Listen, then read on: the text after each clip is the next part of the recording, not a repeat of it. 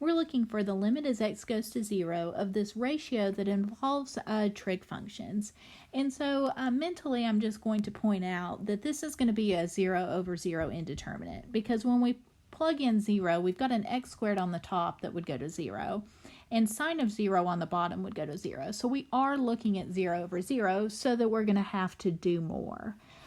Anytime I'm dealing with trig functions, I like to really work with trig functions in terms of sine and cosine. And so this cotangent is where I'm going to start. I'm going to rewrite this so that I'm not dealing with cotangent.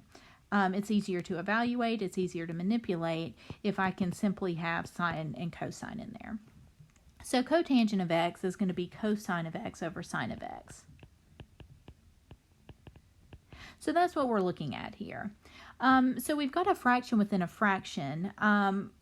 What ends up happening is that extra sine of x that's on the top there gets pushed down to the bottom, but we can see this basically by multiplying by sine of x over sine of x. That way here on the top, this sine of x would cancel with this one, so that we have here a nice clean ratio where we have x squared on the top, cosine of x on the top, and then we've got 2 copies of sine of x on the bottom. And I'm just going to leave them multiplied out rather than doing like a sine squared thing.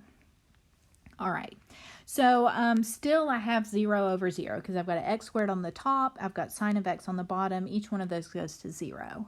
So now look at what's happening though. We do have this special limit.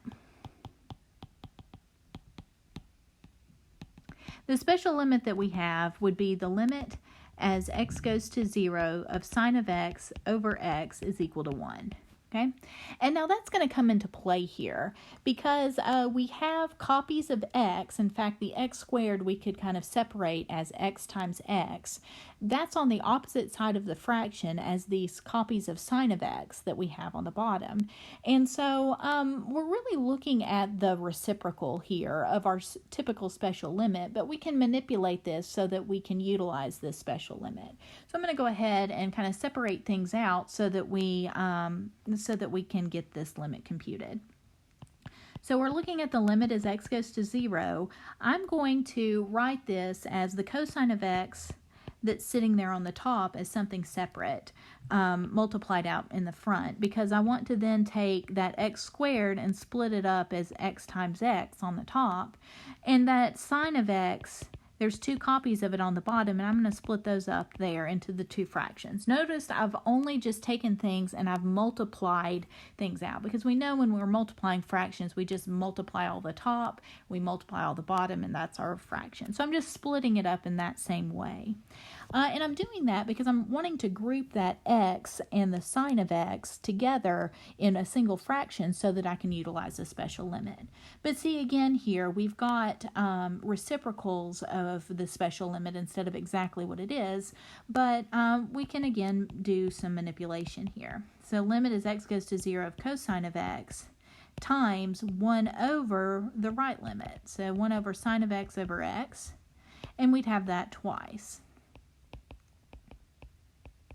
Okay, so now we do see exactly what we need. It just happens to be at the bottom of a couple of different fractions. So when we are taking this limit of the product, we would be taking the limit of each term just multiplied. So when we're taking the limit of cosine of x, it would just be plugging in the 0. So we'd be looking at cosine of 0. Times, we have this 1 over, the limit of the bottom there is going to be our special limit value of 1. So that's where that particular value is coming into play. And that happens twice. We've got the 1 on the top over the special limit that has a value of 1.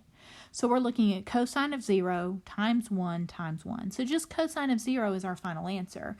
And cosine of 0, remember when we're doing evaluating unit circle values here, the angle there is 0, so we're looking at this point right here.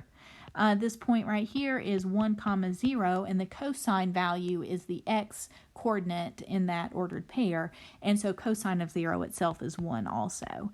And so our final answer there then is 1, and it's utilizing the special trig limit that we have.